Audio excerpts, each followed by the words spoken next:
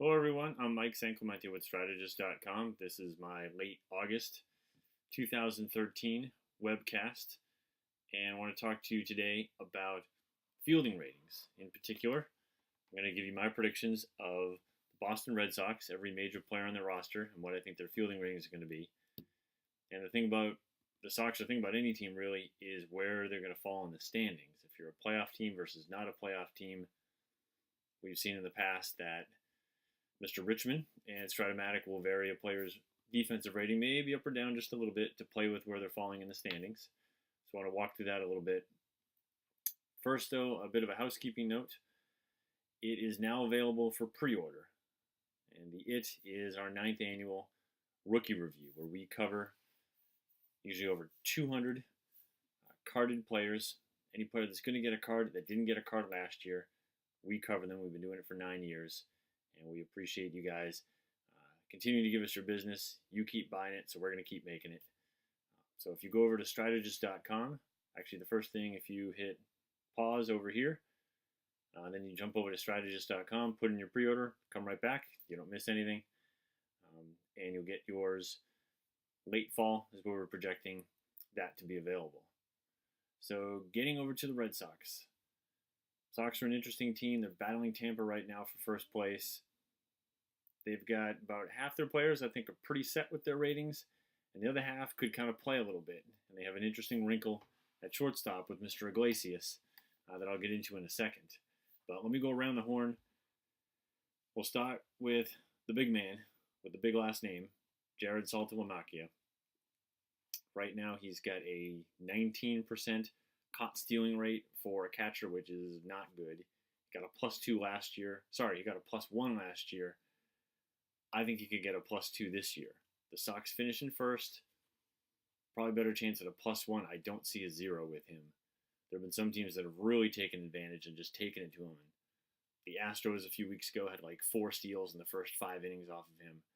Folks really trying to take advantage. Now that's something you can't do when David Ross is behind the plate. He had a -2 arm last year. He's at like a 35% cost stealing rate this year. Should be good enough for a -2, maybe a -1. He doesn't play too much, but he'll be a good defensive replacement in a replay. The only other guy you got behind the plate is Ryan Lavarnway, and he's probably like a 0, maybe a +1 for him. He doesn't play that much either. So moving from catcher over to first, and a former catcher, Mike Napoli.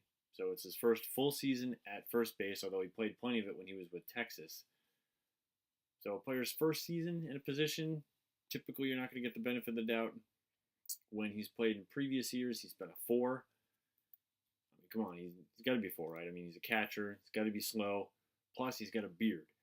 Now, somebody needs to do an analysis of Strat players and those who have beards and what their fielding ratings are, because I think bearded people, gosh, I should have one myself. I think bearded people, quite frankly, are being discriminated against in Strat-O-Matic. When's the last time you saw a guy with a beard who got a 1 as a fielding rating? Aha! Hasn't happened very often. Napoli will not be the guy to break that. He's not going to be a 1 anywhere. But I think there's actually a chance that he doesn't get a 4, and here's why. There's been talk about how he's a good athlete. He actually made an error just recently, but right now he's trending at about an E10. And you know how Strat works, it's human nature, right? If a guy makes fewer errors, plays exactly the same way, but happens to have a couple balls jump on him a little bit, maybe throws the ball away, shouldn't have anything to do with his fielding rating, but psychologically, it seems to. And how can these guys, I mean, the guys at Strat-O-Matic, they do a great job trying to come up with these fielding ratings, but they can't watch every player 162 games, right? So they have to take the opinions of people who do watch them day to day. And those guys, generally sports writers, they're going to be influenced by things like this. Somebody makes a throwing error. Well, what do you think about his fielding rating or his range? One influences the other, or at least it tends to. I think there's an outside shot that Napoli gets a 3 if the Sox finish in first place. But by and large, I think he's heading for a 4. Mike Karp is the other guy who plays first base, at least a little bit. He'll probably get a 4. I'm going to cover Daniel Nava in just a second. He plays a little bit of first base as well. Moving to second base, this will be quick. This is Dustin Pedroia. He's in his heyday. He's a 1. Dustin might not make the Hall of Fame, but boy, he does everything well. and defense is definitely one of them. So he'll look like a 1. I think he's trending right now towards an E6, E7 at second base. The next position, shortstop. This is where things get complicated. Stephen Drew is a little bit simpler. Actually, he's a lot simpler than Jose Iglesias. So we'll start with Stephen Drew. He had a whole bunch of years there with Arizona where he was, like a 2E17, 2E14 pretty much every year, cranking those out.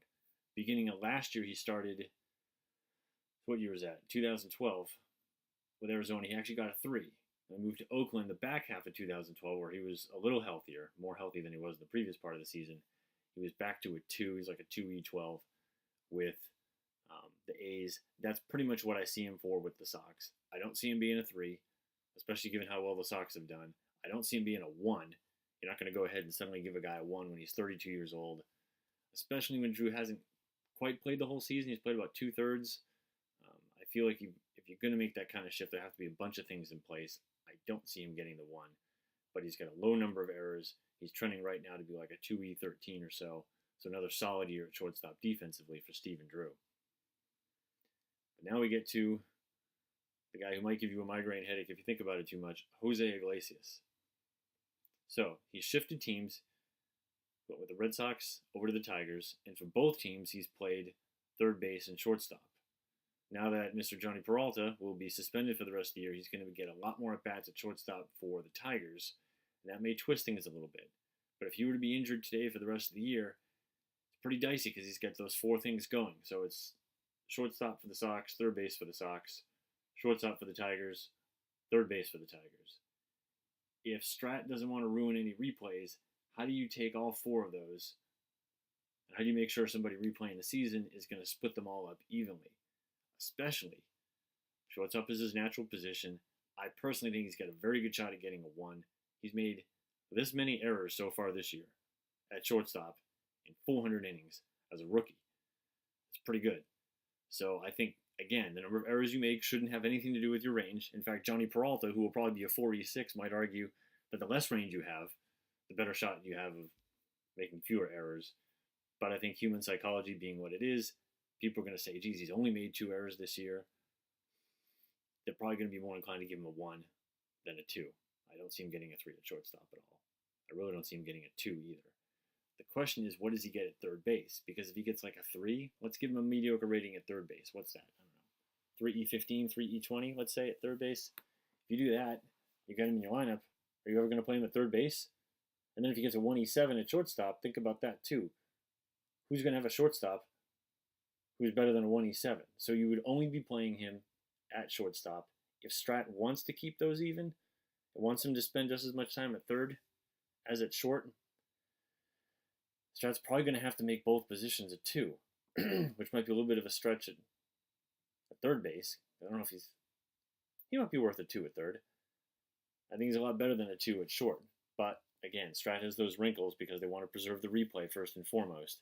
So that'll be an interesting thing to see what Strat does. But my bet is a 1. And right now he's trending towards about an E7. Fabulous defensive player. This guy was supposed to be Ray Ordonez and hit 230. Instead, he's Ray Ordonez defensively, and he's hitting like 300. So kudos to him. He worked with Pedroia in the offseason. And boy, if you picked him up in the draft last year, he won't, I don't think he'll hit 300 every year in the bigs. I think he's definitely going to drop down into the 250s. And he's got no slugging whatsoever. But you get someone who's really good, and the guy's still only 23 years old. So that's shortstop. Boy, that was easy, huh? Third base, pretty much Will Middlebrooks. That's easy too. He was a 3E21, I think, last year, and I see him being really no different than that this year. Heard nothing either way on his defense, nothing from what I've seen in the games that I've watched that would indicate he would move. Let's jump to right field. I think Victorino's pretty much a lock to get a 2. There's an outside shot he could get a 1. Because again, this guy's a center fielder by trade. Coming to the Sox, right field's a pretty big part of the park. Actually, it's the biggest part of the park at Fenway. He could get a 1, arguably, but if he gets a 1 in right, they can't give him a better defensive rating than Ellsbury in center. I think Ellsbury's got a good shot at getting a 1 in center. He's played very well this year. He's normally a 1 when he's healthy, and he's been healthy this year, so I think Ellsbury gets the 1. I think Victorino gets the 2. If the Sox win the division, there's an outside chance of Victorino getting a 1. If the Sox don't make the playoffs at all, I suppose Ellsbury could get a 2, but I really don't see that happening. So I'm looking at a 1 and a 2 there between center and right field. Left field is where it gets a little bit more mixed. We'll start with Mike Karp. Mike Karp's easy guy. I would love to be the guy, and all I did my whole life was predict fielding ratings for Mike Karp. My job would be pretty easy. He's a 4. Another guy in left field, Johnny Gomes. Aha. What does Johnny Gomes have for facial hair? Yes, he's got a beard. What does that mean? He's a 4. I don't know. I like to think maybe somewhere, somehow, these players look up their strat ratings and figure, I'm a 4. Screw it. Might as well just throw the beard on because I have no chance of getting a better rating than that. I have heard that Gomes' defense hasn't been as bad as advertised or as bad as people feared. And I've seen him play the wall pretty well. And that's part of left field, right, for the Red Sox, is playing left field at Fenway. Granted, you have 81 games in a row that you have to play in a different field. Even if the Sox finished in first place, I don't think Gomes has played quite enough to warrant a 3. It wouldn't shock me. I mean, again, Hal is pretty tough to predict. If you're trying to predict his fielding ratings, you might have a better shot at trying to predict the stock market. But I don't see that happening. I think Gomes is going to be a 4. And the last major guy that I'll review, Daniel Nava. Wonderful story. So undrafted out of college. Gets picked up by a team in the Golden League, which is the California-only, West Coast-only independent league.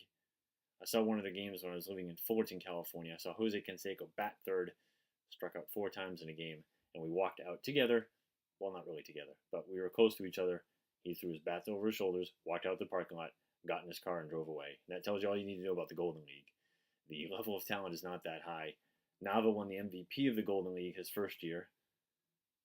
The Red Sox purchased him, I'm told, for $1.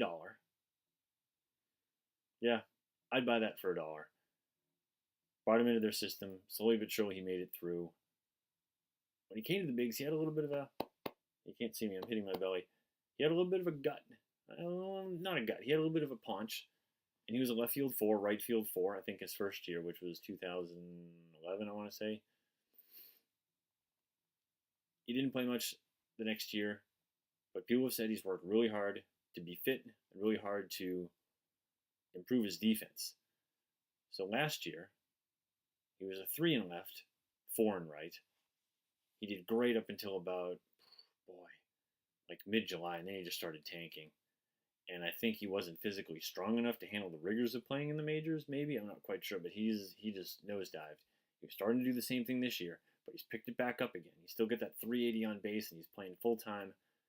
The other thing we're hearing about him is just that about his defense. His defense has gotten better, and we're seeing him going in as a defensive replacement a little bit. We're seeing him play right field when Victorino isn't out there. And right field, again, is pretty expansive at Fenway Park. I'm going to go out maybe a little bit on a limb, but maybe not. I'm going to give him a stair-step rating with a different rating in each outfield spot. 2 in left, 3 in right, 4 in center.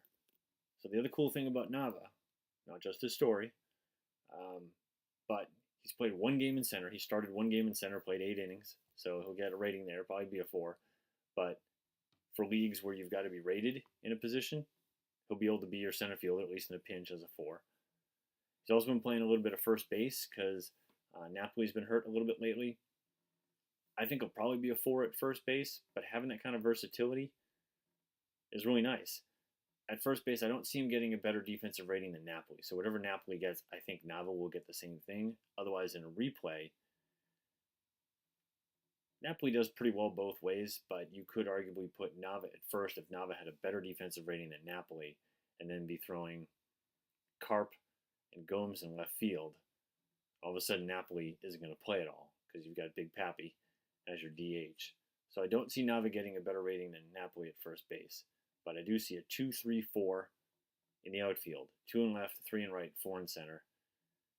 And I think defense is a big part of the reason why the Red Sox are better this year than they were last year. So that's my recap of the Red Sox. Hope you found that enjoyable and informative, and I hope that some of my predictions have come true. Again, a couple of these are going to vary depending upon where the Sox finish in the playoffs. Plus, there's always that wild card. You never really know what Hal might do. He likes to pull a surprise every now and then out of his hat just to keep us on our toes. But that's it for defensive ratings. Once again, if you go to my website, strategist.com, you'll see you can pre-order the rookie review out there. I appreciate you listening, and I appreciate your business. Thank you very much.